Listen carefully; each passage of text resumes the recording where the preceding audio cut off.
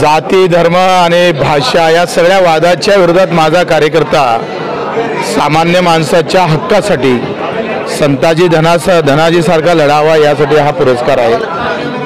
आणि आज पुरस्कारात खरं तर खूप मोठं समाधान आहे। महाराष्ट्रातून असे 200 कार्यकर्ते पुरस्कृत होणार आहे आणि त्याच्यामुळे एक चांगलं संघटन, ती राजकीयच नाही तर ती लढणारं संघटन जे सध्या आम्ही पाहतोय हद्दपार झालेलं आहे।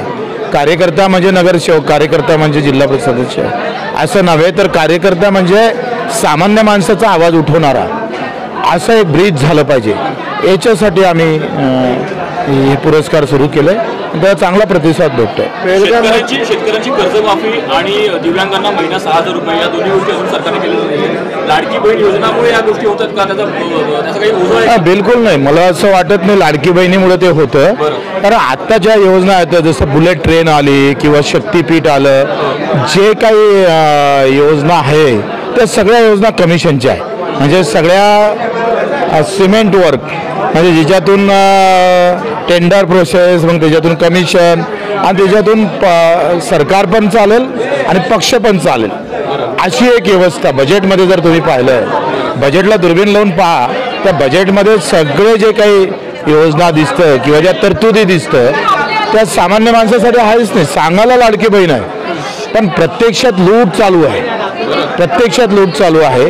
आणि मग त्याचं पहिलं आंदोलन होतं, आम्ही 14 तारखेला सगळ्या मंत्र्यांच्या घरासमोर रक्तदान करणार, या दरम्यान गुलाबराव पाटलांच्या गाडीचा हवा सोडणार, ते आंदोलन भाग म्हणून, रोष म्हणून नाही। त्यांचं झाल्यावर पुन्हा एक नाव आम्ही समोर करू, जेथपर्यंत दिलेलं वचन, खास करून सरकारमध्ये जो पक्ष आहे भारतीय जनता पार्टी यांनी जे वचन दिलं ते कर्जमाफी करू, दिव्यांगाचा मानधन वाढवू, तिकडे सोयाबीनचं GST जे काही परत येईल ते सोयाबीनला 6000 देऊ, MSP मध्ये 20% बोनस देऊ, काहीच करत नाही आहे।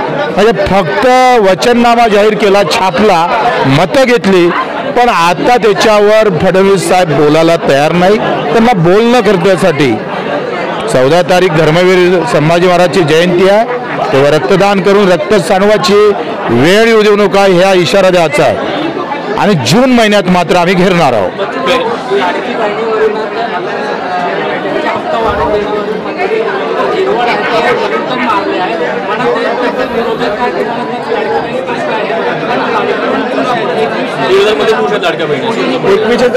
पण आता त्यांनी काय म्हटलं होतं, त्यांचा संकल्प काय होता बीजेपीचा का आल्याबरोबर आम्ही 2100 करू, 2100 केलीच नाही। आणि आज अर्धे दिव्यांग जर तुम्ही पाहिलं तर त्यांना दर 1 महिन्यानं मानधन भेटत नाही, पण सगळ्या मोठ्या बिल्डरचे पैसे बरोबर निघतं, त्यांचा एकही हप्ता रुकला नाही। मग दिव्यांगाचे का रुकतं? आमच्या विधवा भगिनीचे का पैसे रुकतं? संजय गांधीचे 4-4 महिने भेटत नाही। रोजगार हमी योजनेचे पैसे 8 महिने झाले, 8 महिने, तो 24 तास ते काही योजनेचे नाही आहे, मेहनतीचे पैसे आहे। ज्यानं मजुरीवर काम केलं आणि 8-8 तास काम केलं त्यांना 4-4, 8-8 महिने पैसे भेटत नाही मजुरांना, कसे जगणार आहे?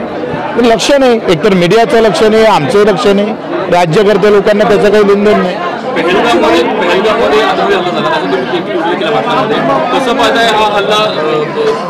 ज्यानं हल्ला केला त्याच्या मागं असन त्यांच्या बुळासहित, म्हणजे मी तर म्हणतो कोणता प्रांत देश काही असन तर ते उकळून फेका, पण मुळात तुमची चूक होती का नाही?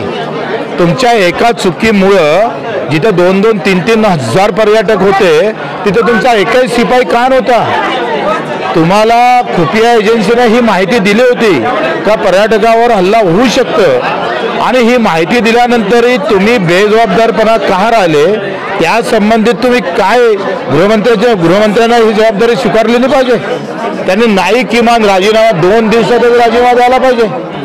त्यांचं खातं इथं चुकलं आहे, अमित शहांचं खातं चुकलं, त्यांनी चूक कबूल केली पण ते मीडियामध्ये झटकली नाही, हे दुःख आहे। कदाचित 2-3 जरी शिपाई तिथं सैनिक असते तर हा हल्ला झालाच नसता, वाचले असते आमचे भारतीय, पण त्याच्यावर चर्चाच नाही आहे।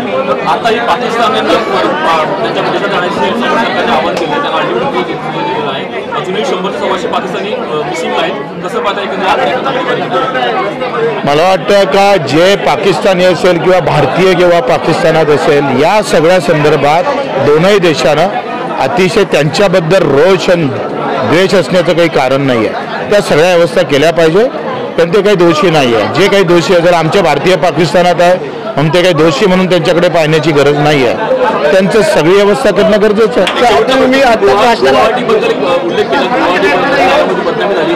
आज पश्चाताप वाटतो का गुवाहाटीमध्ये त्या संदर्भात पाठिंबा दिला? पश्चातापेक्षा दिलासा असा वाटतोय का दिव्यांग मंत्रालय झालं.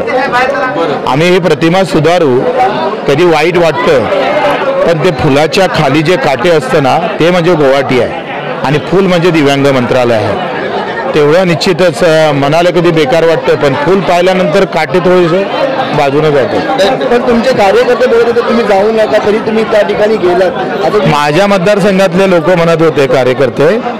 पण मला CM साहेबांनी म्हणजे शिंदे साहेबांना आणि त्यांनी फोन केला का तुझं दिव्यांग मंत्रालय तयार राहील. जान दो फिर होणे दो जो भी होने वाला आहे. पण आज भेटलं ना दिव्यांग मंत्रालय. जगातलं पहिलं मंत्रालय भेटलं त्याचा आनंद आहे. बदलामीचं सुधारणा करू, आम्ही त्याग करू, बलिदान देऊ, श्रम करू, मेहनत करू. ते सगळी पुसून टाकू बदलामी. पण दिव्यांग मंत्रालय भेटलं याचा आनंद आहे. असं तुम्ही पेहलगामबद्दल असं देखील म्हणतात म्हणजे आता भाषणामध्ये भारतात असा तिथे भेदभाव निर्माण करण्यासाठी प्रयत्न केला जात आहे जे म्हणजे तुम्ही मुसलमान. मी त्याबद्दल नाही बोलत आहे. मी काश्मीर घटनेवरून हे बोलत नाही. देशात जे वातावरण होत आहे जसं आता कधी मराठीचा मुद्दा येतं, कधी हिंदी भाषिकाचा मुद्दा येतं, कधी अफजल म्हणजे गुवाहाटी आहे आणि फूल म्हणजे दिव्यांग मंत्रालय आहे. तेवढं निश्चितच मनाला कधी बेकार वाटतं पण फूल पाहिल्यानंतर काटे थोडेसे बाजूने जातात. पण तुमचे कार्यकर्ते बोलत होते तुम्ही जाऊ नका तरी तुम्ही त्या ठिकाणी गेलात. माझ्या मतदारसंघातले लोक म्हणत होते कार्यकर्ते. पण मला CM साहेबांनी म्हणजे शिंदे साहेबांना आणि त्यांनी फोन केला का तुझं दिव्यांग मंत्रालय तयार राहील. जान दो फिर होणे दो जो भी होने वाला आहे. पण आज भेटलं ना दिव्यांग मंत्रालय. जगातलं पहिलं मंत्रालय भेटलं त्याचा आनंद आहे. बदलामीचं सुधारणा करू, आम्ही त्याग करू, बलिदान देऊ, श्रम करू, मेहनत करू. ते सगळी पुसून टाकू बदलामी. पण दिव्यांग मंत्रालय भेटलं याचा आनंद आहे. असं तुम्ही पेहलगामबद्दल असं देखील म्हणतात म्हणजे आता भाषणामध्ये भारतात असा तिथे भेदभाव निर्माण करण्यासाठी प्रयत्न केला जात आहे जे म्हणजे तुम्ही मुसलमान. मी त्याबद्दल नाही बोलत आहे. मी काश्मीर घटनेवरून हे बोलत नाही. देशात जे वातावरण होत आहे जसं आता कधी मराठीचा मुद्दा येतं, कधी हिंदी भाषिकाचा मुद्दा येतं, कधी अफजल खानाची औरंगजेबाची कबर येतं, कधी वाघ्या कुत्रा येतं. पण आमचं असं म्हणणं आहे का या सगळ्यापेक्षा माझ्या शेतकऱ्याची आत्महत्या का दिसत नाही तुम्हाला? माझ्या दिव्यांगाचा पगार वाढला पाहिजे, अजूनही घर भेटलं नाही. एकट्या गोदरेजला जर 3000 एकर दिली जातं ते का तुम्हाला समजत नाही? इथं पाय पसरायला जागा नाही आणि एका गोदरेज कंपनीला तुम्ही 3000 एकर जमीन या मुंबईतली दिली. 6 जणेजवळ 6000 एकर जमीन आहे. त्यावर या मुंबईतलं कोणी बोलायला तयार नाही. हे दुःखाची गोष्ट नाही, ह्या वेदना नाही आहे. अरे आम्ही बुलडोजरनं त्यांची घरं पाडा, अधिक पाडा, बुलडोजर त्या घरात त्यांना दफन करा. पण 3.5 लाख शेतकरी मेले, त्याची कबर खोदावं लागली. आम्ही कोणाचे घरं पाडायचे?